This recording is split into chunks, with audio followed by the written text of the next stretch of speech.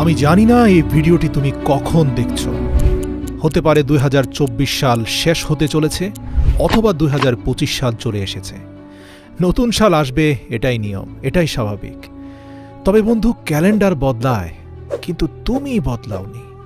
আমি জানি না তোমার গত বছর কেমন ছিল, কিভাবে কেটেছে, কিন্তু বন্ধু, সামনে আসতে চলেছে যে 6টি মাস, আমি গ্যারান্টির সাথে বলতে পারি তোমার লাইফ চ্যালেঞ্জিং হয়ে যেতে পারে যদি তুমি আজ থেকেই শপথ না করো।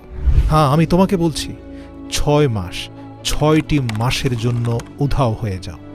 যে লক্ষ্যে তুমি 5 বছরে পৌঁছাতে চাও, তা মাত্র 6 মাসে অ্যাচিভ করে ফেলবে। তোমার মধ্যে ভয়ঙ্কর পরিবর্তন চলে আসবে। বিশ্বাস হচ্ছে না? আজকের তারিখটা তুমি নোট করে নাও, আর ভিডিওর মধ্যে ডুবে যাওয়ার আগে দয়া করে যা কিছু অতিরিক্ত করছো তা বন্ধ করে দাও। 6 মাসের জন্য উধাও হয়ে যাও। সামনে আসতে চলেছে 6 মাসের জন্য ভুলে যাও তোমার দুনিয়াতে বন্ধু আছে। বিশ্বাস করো, কেউ কোথাও যাবে না তোমাকে ছেড়ে। 6 মাসের জন্য দরজা বন্ধ করে দাও, দূরে চলে যাও এসব ডিস্ট্রাকশন থেকে। মানে 6 মাস তোমাকে দুনিয়ার মানুষ থেকে উধাও হয়ে যেতে হবে, নিজেকে আইসোলেট করে ফেলতে হবে, ঠিক যেভাবে করোনা কালে মানুষ আইসোলেশনে চলে যেত, যেখানে শুধু তুমি, তোমার মাইন্ড, বডি আর তোমার লক্ষ্য, তোমার উদ্দেশ্য, তোমার জীবন থাকবে। কি ভাবছো? 6 মাস, এত বেশি সময়? বন্ধু, এটা শুনতে হয়তো অনেক বড় লাগছে, কিন্তু এটাও তো চিন্তা করো যে এটা তুমি তোমার লাইফ আর স্বপ্নের জন্য করছো। এটার মধ্যে যেই আসুক, যত ধরনের মানুষ যত কথাই তোমাকে বুঝাক, যত টাকা পয়সার লোভ আসুক, যে যেইভাবে তোমাকে বুঝাক না কেন, মনে করবে তারা ফালতু কথা বলছে। তোমার বন্ধু নিজের স্বার্থের জন্য তোমাকে কাছে ডাকছে। বিশ্বাস করো, তোমার যাওয়া না যাওয়া নিয়ে কিচ্ছু যায় আসে না। মনে রাখো, এই 6 মাসে তুমি যত মানুষের সাথে থাকবে, তুমি ততই নষ্ট হবে। সব আনন্দের গ্রুপ থেকে লেফট হয়ে যাও, ফালতু মানুষ এড়িয়ে চলো, আর টাইম ওয়েস্ট যারা করে তাদেরকে ব্লক করে দাও জীবন থেকে, ফেসবুক থেকে, ইনস্টাগ্রামের দুনিয়া থেকে বের হয়ে আসো। তোমার কাজ আছে জরুরি, এটা বলে শেষ করো চ্যাটিং, মেসেজ টাইপ করে নিজের সময় নষ্ট করো না। 6 মাস সেলফিশ হয়ে যাও, নিজের কথা চিন্তা করে, নিজের লাইফ, নিজের স্বপ্ন, নিজের লক্ষ্য, নিজের ফ্যামিলির কথা চিন্তা করো। Number 2, speech less, do more. মনে রেখো, খালি পেট আর পয়সা সবসময় আওয়াজ করে বেশি। তোমার অ্যাটিটিউড আর তোমার মোটিভেশনাল স্ট্যাটাসে কিছুই হবে না বন্ধু। কেউ কিছু বলে দিয়েছে আর তার বদলা নেওয়ার জন্য ফেসবুকে তুমি স্ট্যাটাস দিয়েছ, success is the best revenge. Status দিচ্ছ আর দিনভর বিছানায় পড়ে আছো। অন্যকে জানানোর জন্য, অন্যকে দেখানোর জন্য স্ট্যাটাস দেওয়া বন্ধ করো। ফেসবুক, ইনস্টাগ্রামের ফাঁদ থেকে বাইরে আসো। মানুষের সাথে তর্কাতর্কি করা বন্ধ করো। সবাইকে নিজের কথা বলো না। তোমার জীবন হচ্ছে তোমার সবচেয়ে প্রাইভেট পার্ট। সবাইকে নিজের জীবনে ঢুকতে দিও না। কখনো ভেবেছো তোমার মোটিভেশন কেন সবসময় ঠান্ডা হয়ে যায়? কারণ তুমি এমন মানুষদের সাথে থাকো যারা তোমার সব এনার্জি চুষে নিয়ে তোমাকে খালি খোসা বানিয়ে ছেড়ে দেয়। এরকম বন্ধুত্ব থেকে বাইরে আসো। মানুষকে নিয়ে সমালোচনা করা, অন্যকে নিয়ে চিন্তা করা ছেড়ে দাও। যদি তুমি না থাকো, দুনিয়া থেমে যাবে না। তোমার থেকে শ্রেষ্ঠ মানুষটা দুনিয়া থেকে চলে গেছে বলে দুনিয়ার কিচ্ছু যায় আসেনি। তোমার না থাকা নিয়েও কিচ্ছু যায় আসে না। দুনিয়া যেভাবে চলছে সেভাবেই চলতে থাকবে। মরে যাওয়া মানুষকে মানুষ একদিনে ভুলে যায়। কি যায় আসে কে তোমাকে নিয়ে কি ভাবছে না ভাবছে? আর যদি তোমার এতই ফিলিংস হয়, মানুষের কথায় যদি এতই কষ্ট হয়, দয়া করে অনুরোধ করি 3 নম্বর পয়েন্টটা মুখস্থ রাখো। মানে নিজের ফিলিংসগুলোকে জ্বালিয়ে দাও এই 6 মাসের জন্য। এই যে খিটখিটে মেজাজ হয়ে যাচ্ছে, ডিমোটিভেটেড হয়ে যাচ্ছ, মারাত্মক টেনশন হচ্ছে, তাহলে দয়া করে একটা কাগজ নাও আর লেখো কেন তোমার আত্মবিশ্বাস হারিয়ে যাচ্ছে, কেন এত টেনশন তোমার। যত রাগ, অভিমান, নেগেটিভ এক্সপেরিয়েন্স সব কিছু কাগজে লেখো, তারপর আগুন দিয়ে তা জ্বালিয়ে পুড়িয়ে তছনছ করে দাও।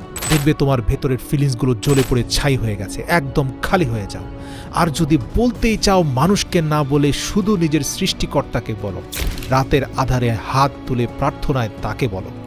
মনে রেখো, মানুষকে নিজের কষ্টের কথা বলে নিজের দুর্বলতা প্রকাশ করে দিও না, বরং সৃষ্টিকর্তাকে বলে আধ্যাত্মিক শক্তি অর্জন করো। মনে রেখো, তোমার চোখের পানি মোছার জন্য কেউ আসবে না, সবাই বেইমানি করে চলে যাবে। Number 4 point, think you like a product. দেখো, 21 দিন তুমি যা খাবে, তুমি যেভাবে দেখবে, তুমি যা করবে, তুমি যা শিখবে, আমি গ্যারান্টির সাথে বলতে পারি তুমি ঠিক ওই রকম হয়ে যাবে। মানে এটা তোমার অভ্যেস হয়ে যাবে। দেখো, লোহা 21 দিন চুম্বকের সাথে থাকলে চুম্বকের মতো হয়ে যায়, কিন্তু আবার কিছুদিন দূরে থাকলে সে আবার লোহা হয়ে যায়, মানে যেমনটা ছিল তেমন হয়ে যায়। মনে রাখবে, তুমি হচ্ছ তোমার হ্যাবিটের গোলাম, তোমার অভ্যেসের দাস। তোমার হ্যাবিট নিশ্চিত করবে তোমার সাকসেস। নিজেকে একটা প্রোডাক্টের মতো ভাবো। এটা চিন্তা করো যে যদি কোনো গাড়িতে খারাপ তেল যায় তাহলে সে গাড়ি কতদিন চলতে পারে। তুমি তোমার ব্রেনকে যত ভালো জিনিস দেবে তত ভালো ডিসিশন নিতে পারবে তোমার ব্রেন। তোমার হাতে থাকা মোবাইলটাও তো আপডেট নেয় বন্ধু, তাহলে তুমি কেন নিজেকে আপডেট করছো না? কেন নিজের মাইন্ডকে খারাপ অশ্লীল ভিডিওতে ডুবিয়ে রেখেছ? কেন ইনস্টাগ্রাম, নেটফ্লিক্স আর নাটক সিনেমার জগতে তুমি ডুব দিয়েছ? এসব বন্ধ করো আর নিজের মাইন্ডকে 100 ভাগ ফ্রেশ করে ফেলো। হ্যাঁ, ওই যে বলছিলাম, মেজাজ খারাপ হয়ে যায়, মাথা ব্যথা করে, লক্ষ্য এবং উদ্দেশ্যের দিকে ফোকাস করতে পারছো না, মনোযোগ দিতে পারছো না। এর কারণ কি জানো? তোমার শরীরকে তুমি ভালো খাবার দিচ্ছ না, যত সব জাঙ্ক ফুড, অস্বাস্থ্যকর খাবার তুমি খাচ্ছ। মনে রেখো, খারাপ তেলে যেমন গাড়ি নষ্ট হয়, খারাপ খাদ্যে তোমার শরীর, তোমার মস্তিষ্কের ক্ষমতা নষ্ট হয়। বিশ্বাস করো, মনোযোগ দিতে না পারলে প্রতি সপ্তাহে 4 দিন রুটি খাওয়ার বদলে কাঁচা বাদাম খাও। এই কাঁচা বাদামের ওমেগা 3 ফ্যাটি অ্যাসিড তোমার ব্রেনের শক্তিকে বাড়ায় কিনা, তোমার মনোযোগের ক্ষমতাকে শক্তিশালী করে কিনা, হাতে নাতে প্রমাণ পেয়ে আমাকে বলো। শরীর মোটা হয়ে গেলে জিমে চলে যাও, ধীরে ধীরে নিজেকে প্রস্তুত করো। আচ্ছা, তুমি লাইফে কিছু করতে চাও আর সেটা করার জন্য তোমার এনার্জি থাকতে হবে। তোমার শরীরে যদি এত চর্বি থাকে আর যদি তুমি এত দুর্বল হয়ে যাও, তাহলে তুমি সফলতার ধাপগুলো পার হবে কিভাবে? আসছে 6 মাস, নিজেকে পাল্টে ফেলো। খাদ্য অভ্যাস চেঞ্জ করো, বডিকে ভালো কিছু দাও। স্বাদের জন্য খেও না, জীবন্ত খাবার খাও, জীবনকে ভালোবেসে খাও। জিমে যাও, টেস্টোস্টেরন বাড়াও। অনেক বেশি মাসেল হবে, অনেক বেশি টেস্টোস্টেরন বাড়বে। হাই টেস্টোস্টেরন মানে হাই এনার্জি, মোটিভেটেড ফিল করবে টেস্টোস্টেরনের কারণে। তোমার মাইন্ড মানে তোমার ভেতরের জেনারেটর ভালো কাজ করবে, মনে হবে যেন তুমি আকাশে উঠছ। এবার যখন নিজের শরীরকে প্রস্তুত করে ফেলেছ, নোট পেপার নিয়ে লিখে ফেলো তোমার যা যা লক্ষ্য, তোমার সকল স্বপ্ন লিখে ফেলো। 1 বছর কি করতে চাও আলাদা লিখো, 6 মাসে কি করতে চাও আলাদা লিখো, 1 মাস, 1 সপ্তাহ, এমনকি দৈনিক কি করতে চাও তাও লেখো। মনে রেখো, নিজের গোলকে যত ছোট করে অ্যাচিভ করবে তত তাড়াতাড়ি তা অ্যাচিভ হয়ে যাবে।